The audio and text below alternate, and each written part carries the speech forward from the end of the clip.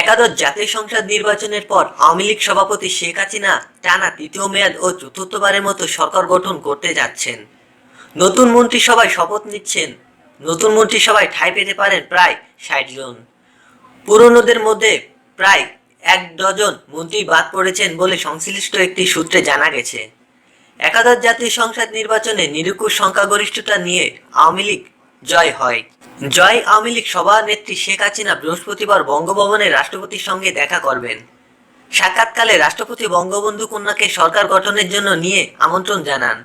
এরপর গত দুদিন ধরে মন্ত্রিসভা গঠন নিয়ে শেখ হাসিনার হোমওয়ার্ক চলছে।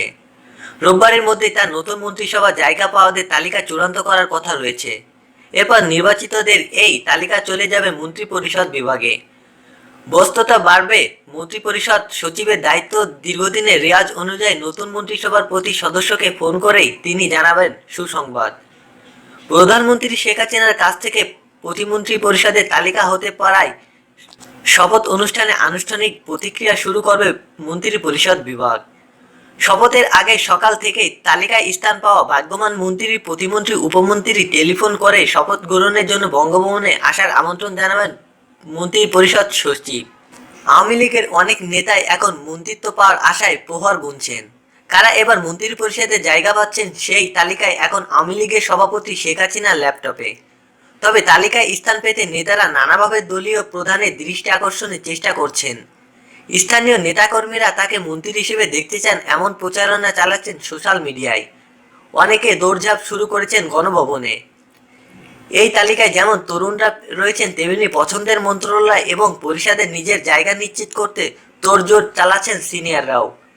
টেকনোক্র্যাট কোটায় এবার কয়েকজনকে দায়িত্ব দেওয়া হতে পারে এমন সংবাদের পর সংবাদ সদস্যের বাইরে কিছু নেতারাও শেখ হাসিনার দৃষ্টি আকর্ষণের চেষ্টা করছেন। আওয়ামী লীগের বাইরে মহাজোটের শরিক দলগুলোও নেতারা রয়েছে এই তালিকায়। সকলেরই এক অপেক্ষা, কখন ফোন আসবে, কখন বলবে শপথ নেওয়ার কথা। ক্ষমতাসীন দলের শীর্ষ পর্যায়ের কাছ থেকে পাওয়া তথ্য অনুযায়ী তৃতীয় মেয়াদ ক্ষমতায় এসে ফের জোটগতভাবেই সরকার গঠন করতে যাচ্ছে আওয়ামী লীগ। মন্ত্রিসভার কলবর এবার বাড়ানো হয়েছে। ৬০ সদস্যের মন্ত্রিসভা হতে পারে বলে জানা গেছে। গণভবনের একাধিক সূত্রে জানা যায়, প্রধানমন্ত্রী এই মেয়াদে সুশাসন ও দুর্নীতি দমনের প্রতি বেশ নজর দেবেন।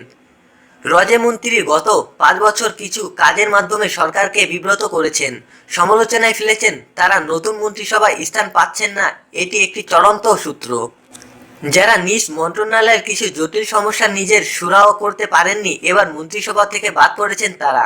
কাজেই বর্তমান মন্ত্রিসভা থেকে এমন কয়েকটি ক্যাটাগরিতে বাদ পড়েছেন কমপক্ষে ২০ থেকে ২৫ জন মন্ত্রী ও প্রতিমন্ত্রী।